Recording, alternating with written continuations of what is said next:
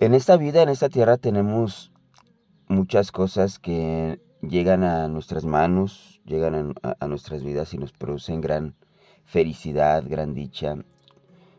Nos producen grandes satisfacciones, pero nada se compara con las promesas que el Señor nos da acerca de la eternidad, de la vida eterna, de su reino.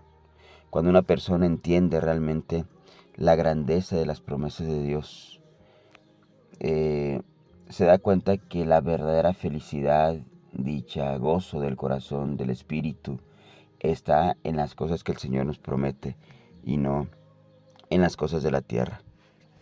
Enseñanza número 1 de la segunda parte de esta doctrina de la expiación. Versículo Salmos 32:1 con el título Una maravillosa bienaventuranza. Bienaventurado aquel cuya transgresión ha sido perdonada y cubierto su pecado.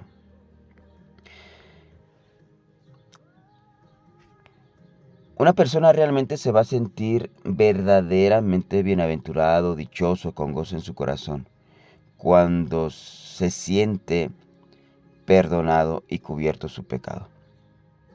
Porque cuando nosotros entendemos el efecto del pecado, la realidad de las consecuencias del pecado en nuestras vidas, que nos separan de Dios y nos eliminan de la gracia divina, en un sentido de cuando rechazamos el perdón de Dios, somos eliminados de las grandes promesas que el Señor nos quiere dar y por medio de ellas llevarnos a una vida eterna, a gozar dentro del reino del Señor. Debemos valorar, meditar. Solamente a través de la revelación del reino es que nosotros podríamos verdaderamente valorar lo que es de Dios. Mas, sin embargo, cuando estamos embotados por el pecado, cuando estamos embotados, distraídos, nuestros sentidos espirituales, pues le vamos a dar más valor a las cosas de la tierra y no a las cosas que el Señor nos ofrece. Mas, sin embargo, aquel que ha entendido esta verdad y busca las promesas del Señor y realmente pues le da un valor mayor a lo que el Señor ha prometido y se da cuenta que su pecado lo separa de ello cuando busca al Señor en busca de ese perdón, eh, y recibe el perdón, entonces realmente esa persona se va a sentir dichosa con gran gratitud en su corazón. Este versículo habla y está vinculado con el tema de la expiación por esta última parte que dice y cubierto su pecado. La expiación tiene esa, esa función de cubrir nuestro pecado de la vista de Dios para que Él pueda seguir haciendo la obra de la salvación y de la restauración. Porque no solamente el Señor quiere perdonar nuestros pecados, realmente desea que nosotros seamos transformados y nuestra actitud, nuestros pensamientos, nuestro comportamiento en esta tierra sea conforme a la voluntad del Señor para podernos llevar hacia una herencia eterna. Por eso el rey David en el Salmo 51, después de haber pecado y de haberse dado cuenta de la gravedad de su pecado y cómo ese gozo que había experimentado, sobre ese gozo que sentía por la presencia del Señor, por el respaldo de Dios, por la llenura del Espíritu de Dios, había sido quitado de su corazón, había sido quitado de su vida. Y se empezó a sentir cómo se estaba secando espiritualmente. El rey David le dice y le ruega al Señor, vuélveme el gozo de tu salvación y espíritu noble me sustente. También en el Salmos 32:3 dice, mientras callé se envejecieron mis huesos en mi gemir todo el día. Mientras cayó su pecado, mientras que había guardado silencio, mientras que no confesaba realmente su pecado. Y muchas veces así nosotros, como hijos de Dios, como creyentes, cuando hay pecado en nuestra vida, un pecado que no hemos confesado, un pecado del cual no podemos salir, un pecado que lo practicamos en lo oculto, no hay gozo en el corazón, sino todo lo contrario, hay una gran tristeza, un sentimiento de culpa, y eso no permite que nosotros vivamos realmente pues la plenitud de la vida que el Señor nos quiere que nosotros experimentemos tanto aquí en la tierra como sobre todo esa vida eterna que un día vamos a disfrutar cuando entremos a la eternidad. Proverbios 28:13 dice: el que encubre sus pecados no prosperará, mas el que los confiesa y se aparta alcanzará misericordia.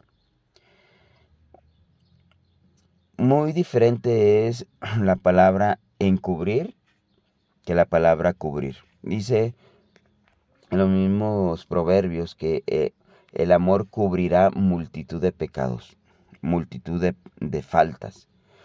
Pero la palabra encubrir es cuando nosotros tratamos de aparentar con una vida religiosa, una vida aparente, pues nuestro pecado.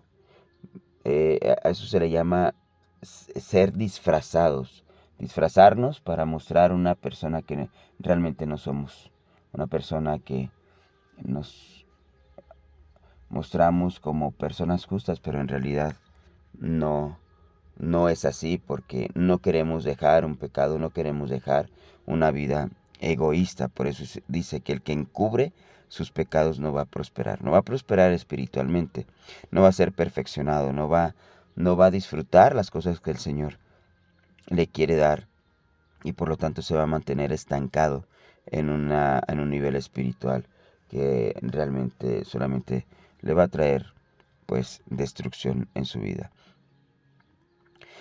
Pero dice más: el que los confiesa y se aparta alcanzará misericordia. Cuando nosotros confesamos y nos apartamos de nuestros pecados, dice este versículo, que hay una promesa de parte de Dios, y que es alcanzar misericordia. Misericordia significa que el Señor nos va a sacar de la miseria que el pecado trajo a nuestras vidas para llevarnos a un estado de dignidad, un estado espiritual de dignidad.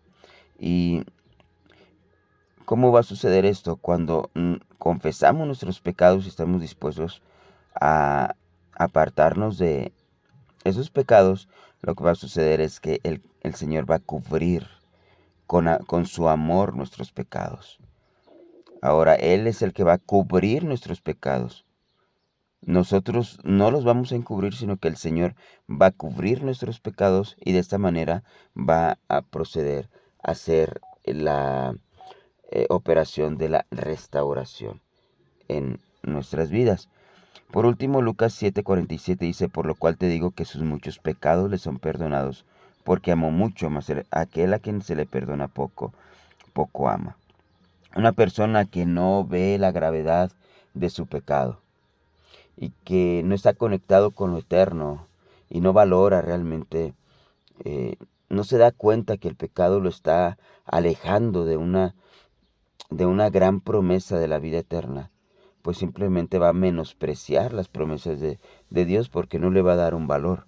Mas, sin embargo, aquel que se da cuenta del gran peligro en el que se encuentra, de una condenación eterna, y después recibe el perdón de Dios y se da cuenta que ha sido salvado por el Señor de una gran condenación, pues en realidad esta persona es una persona que va a amar mucho, es una persona que va a vivir una completa gratitud durante toda su vida, porque el que se le perdona poco, poco ama, y todo lo contrario, el que se le perdona mucho, mucho ama.